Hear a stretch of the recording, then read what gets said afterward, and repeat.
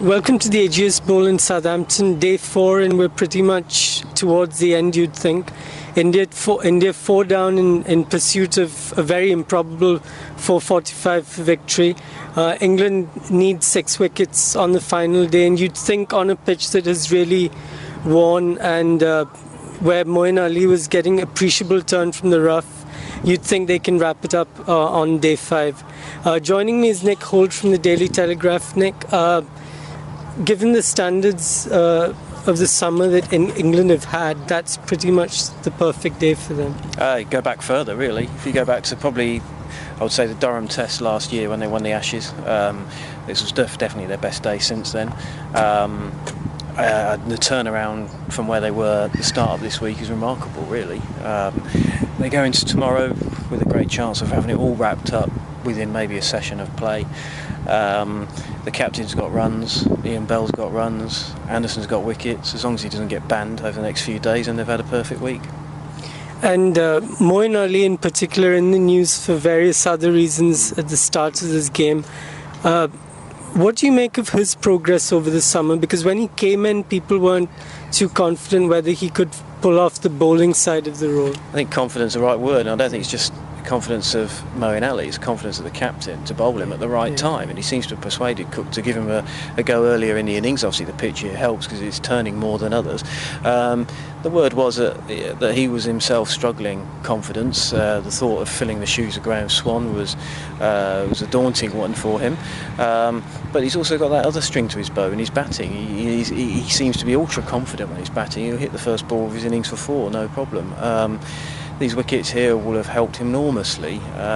The media attention earlier in the week over his wristband protest, I mean, that's probably drawn attention to him that he perhaps didn't need at the moment. I'm not saying what he did was wrong at all, but it's perhaps put the focus on him for other reasons other than it's just his cricket.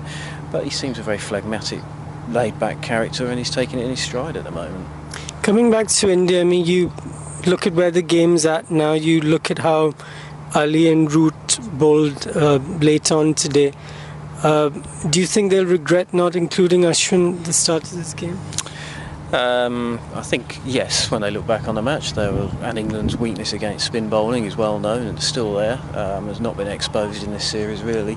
Yeah, I think they will regret not picking Ashwin. It's a surprise, and you'd expect changes for the next test. Pitch at Old Trafford, normally it's quick and bouncy, not like it used to be, but it's still probably the quickest pitch in England. Should suit England. We'll see Plunkett come back for England. You assume Ishant will come back for India. So whether they'll pick 2 spinners there, not so sure. Probably the ovals the next time we'll see Ashwin. What about England? I mean, chances are they will win this match comfortably. Do you think, you spoke about Plunkett, so do you think it'll be Jordan that makes way if that's the case?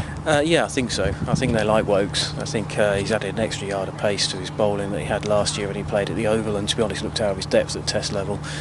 His batting as well will help that, help his cause. And you feel a little bit sorry for Stokes. He hasn't scored any runs, and that's cost him his place in the team, which is remarkable given the progress he made in Australia on a wretched tour for everybody else. But no, I think Wokes will keep his place. Plunkett will come in for Jordan, and then it all depends on what the Judicial Commissioner decides on James Anderson.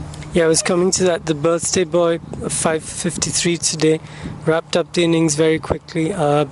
How important is Anderson to England for the rest of the series? Because let's consider the possibility that he might have to miss out those 2 matches.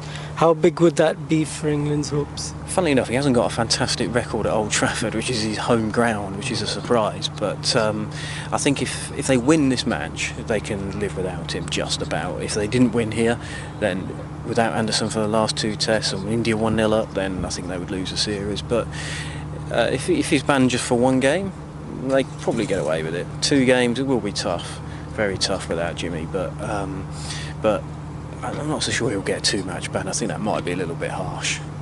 Thanks a lot for joining us, Nick. That's all from the AGS Bowl today. Join us for the last rites tomorrow.